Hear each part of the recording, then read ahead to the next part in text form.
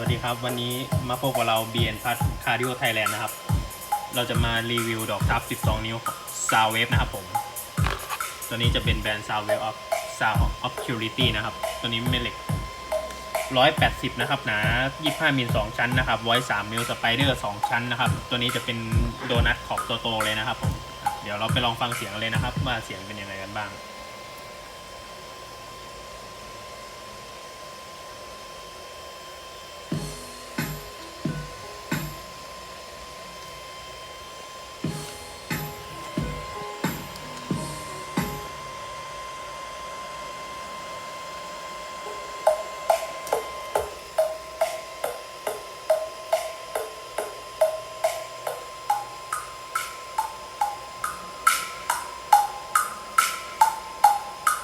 Tribos.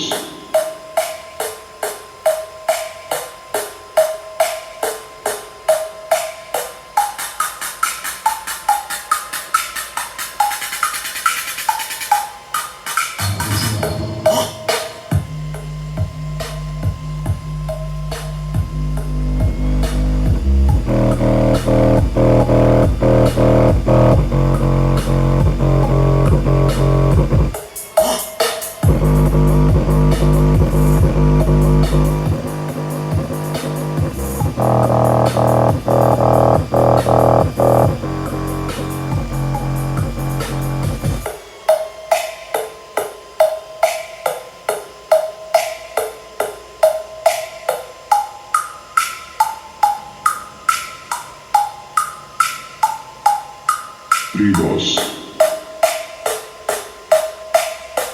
เป็นยังไงกันบ้างครับหลังจากเราทดสอบกันไปแล้วใครสนใจก็ฝากกดไลค์กดแชร์กดซับสไครต์กันด้วยนะครับผม